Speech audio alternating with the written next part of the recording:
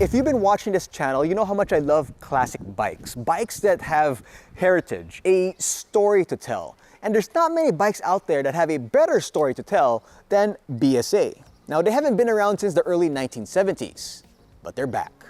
It's time to go beyond the ride.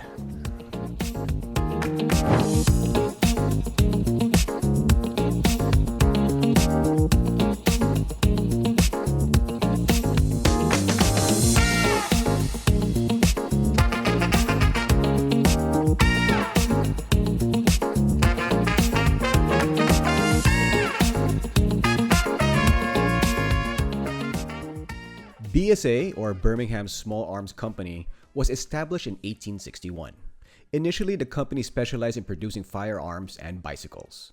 It wasn't until the early 20th century they ventured into motorcycle manufacturing and became one of the leading motorcycle brands in the UK.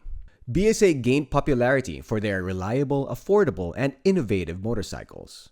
They had quality twin-cylinder and triple-cylinder bikes, but their bread and butter was the single-cylinder machines. BSA motorcycles were known for their quality craftsmanship, robustness, and success in motorsports. So much so that at one point in time, they were the best-selling MCs in the world. But they got complacent, and eventually the Japanese Big Four and other brands from Europe and the United States started to overtake them, which ultimately forced BSA to close shop in the early 70s. With new owners, the historic brand is back with the iconic BSA Goldstar 650. The bike is powered by a 652cc liquid-cooled single-cylinder dual overhead cam engine that makes 45 horsepower at 6,500 RPM and 55 Nm of torque at 4,000 RPM. Now, I was told that they could have gone with a twin, but they went with a single cylinder instead because even though it costs more to make these machines or this engine, it just gives the character of the past, right? They kept on saying that they want to stay true to its roots, to the way that these bikes were built back in the day, but of course a little bit more modern to pass the Euro 5 and so on and so forth. That's why they decided to stick with the single cylinder instead of going with the twins. Now, one thing I wish that this bike had, it's kind of funny to say, but the side stand is a little bit on the short side. So it kind of leans too far when you put that down, especially if the road is not even.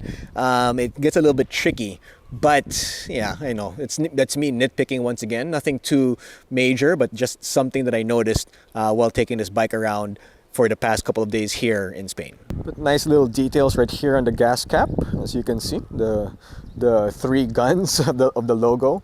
Let's start up the bike. As you notice, the gauges, they go this direction, which is a little bit different from other bikes out there, at least nowadays. So this is kind of more old school, and I like the way they look. You know, it's classic. It goes with the theme of the bike. It seems very proper.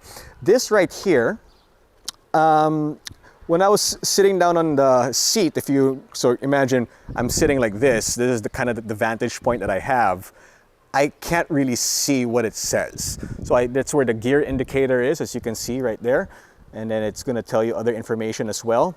And when I'm riding the bike in this position, I can't really see it. Like, it's almost useless in that sense. So you kind of have to just feel what gear you're on. But you know, in this type of bike, you could be on third gear and just put along on the road. I mean, it's a bike that's full of character and not exactly made for performance. Now, it is inevitable that you are going to be comparing this bike to the Royal Enfield Interceptor and Continental GT because, well, that's really going to be the direct rival of this machine. And honestly, those two bikes, the both REs, great bikes, both twins, actually one of my favorite engines out there. And it's a bike that I really enjoy, especially if you're a beginner. I really would consider those two bikes. But this, it has a little bit of a special feel to it that you kind of don't get from the RE. And I think it's because of the single cylinder. I mean, the twins are smooth, the twins work perfectly with the Royal Enfields, but the single cylinder engine does give the slight edge to the BSA because it's not meant for performance. It's not meant for anything like that. It's just meant to give you a big smile while you're just cruising down the road. It does a great job at that. It's also nice that BSA already gives you Brembos right here. Again, if you're going to compare them to the RE, both RE twins come with bi-brake calipers. These are already Brembos. Now, if there's one part of the bike that I'm not too pleased with aesthetically, it's this right here. It is absolutely too big. But the reason why it's that big is because it is a single cylinder. So they need this to be able to, well, keep the bike not warm or not too hot. So it's not because of the styling, it's because of necessity. The seat is nice and comfy, and there is good space for a pillion right here. Of course, you can see the rear foot pegs retract like so. So it's a pretty standard no-frills motorcycle that gets the job done. I do like the look of these indicators. I like they're a little bit low profile. They don't protrude out so big like some of the other classic bikes out there. So they did a good job with this. I also like this casing right here. It's I don't like it when you see too much rubber stuff in this area on the shocks of the bike. So BSA did a fantastic job with this. You have a wet weight of 213 kilograms, which actually isn't too bad, and a fuel tank capacity of about 12 liters, which is pretty decent for the type of bike that it is, and you can get up to 28 kilometers per liter, which is pretty good. The seat height is 780 millimeters. I'm 5'6" with a 764 millimeter inseam, and that is the situation. Not bad whatsoever.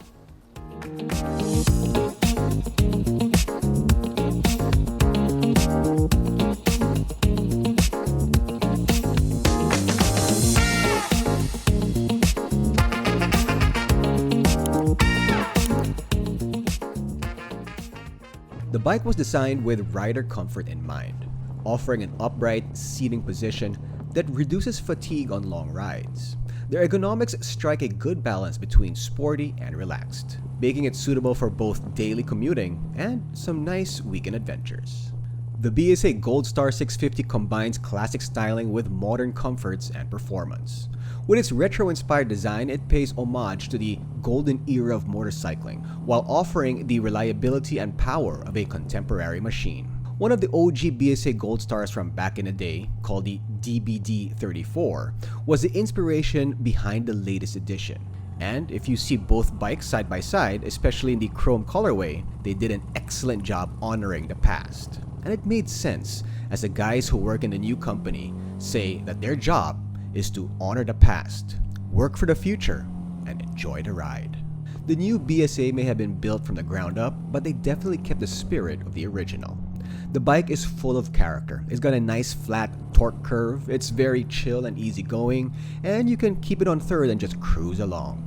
The new BSA Goldstar 650 aims to capture the spirit and nostalgia associated with BSA while incorporating modern engineering and technology to cater to the demands of today's riders. I can see it doing well in the Philippine market, and I do believe it can give Royal Enfield a run for its money. Just like the RE Twins, it's a great bike to ride around the city. It should be relatively easy to maintain, and it does have a nice story to tell. As they say, you ride a BSA with the heart.